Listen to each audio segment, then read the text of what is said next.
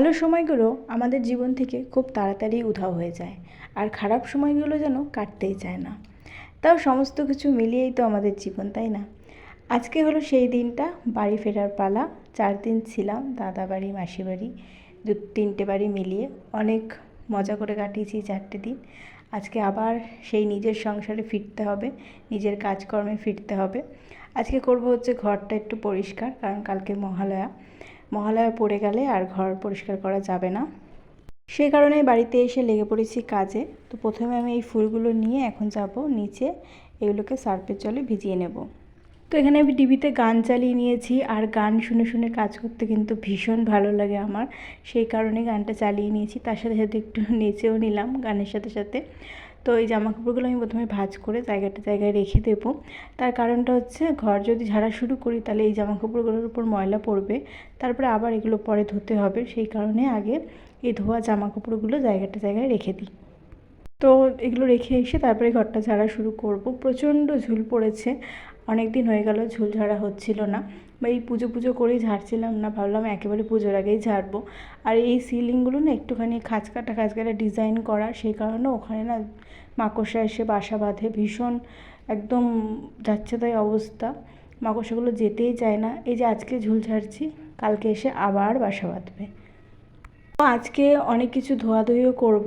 ওই আলমারির উপর একটাখানি কাপড় আছে সেটা, তারপরে শোকেসটার উপর একটা কাপড় আছে সেই কাপড়টা ধোবো, তারপরে কম্পিউটারের উপরে যে কাপড়টা আছে সেটাও ধোবো। সমস্ত কিছু ধোয়াধুয়ি করব। ফুলগুলোকে আমি ভিজিয়ে রেখে এসেছি। এখানে আমি এসির উপরটা ঝেড়ে নিচ্ছি, আর আমার বর কিছুদিন আগেই এসিটা পরিষ্কার করেছিল।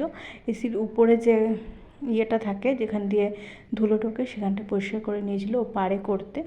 তো এখানে দেখো গামছা মাথায় দিয়ে তোমাদেরকে ভালোবাসা দেখাচ্ছি। গামছাটা নিয়েছি তার কারণ হচ্ছে যে ধুলোর কাজ করছি, সেজন্য নাকে মুখে আমি গামছাটা দিয়ে তারপরে ধুলোর কাজ করছি, নাহলে আবার অ্যালার্জি শুরু হয়ে যাবে।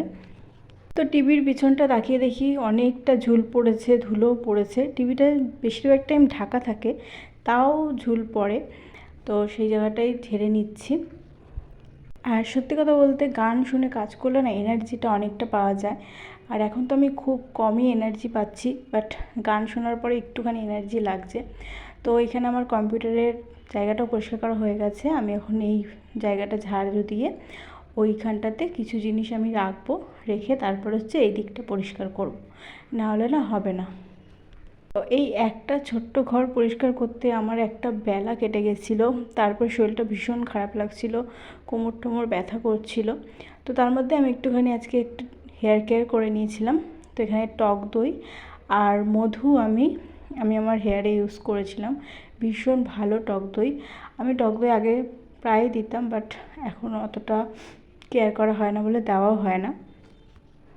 তো স্নান টান করে খেয়ে দিয়ে স্নান করে ঘুমিয়ে পড়েছিলাম। প্রচণ্ড পরিমাণে পায়ে যন্ত্রণা করছে, কোমরে যন্ত্রণা করছিল। তো এখন বাজে হলো ওই 5টার মতো বাজে, উঠলাম। তো ঘরের অবস্থা তোমাদের সাথে একটু শেয়ার করে নিই আমি। এটা হচ্ছে ঘরের অবস্থা আমার। আমি কিচ্ছু গোছাইনি, ফুলগুলো নিয়ে এসে যেমন একটা তেমন নিচে রেখে দিয়েছিলাম। এগুলো সব এরকমভাবে পড়ে আছে। তো তোমাদের আমার এই ছোট্ট ব্লগটা কেমন লাগলো অবশ্যই কমেন্টস করে জানাবে। যদি ভালো লেগে থাকে লাইক কমেন্ট শেয়ার অ্যান্ড অবশ্যই আমার চ্যানেলটি সাবস্ক্রাইব করে দেবে। আর আজকে আর কোনো কিছু শেয়ার করলাম না, কারণ শরীরটা সত্যি প্রচণ্ড খারাপ লাগছে। Tata bye.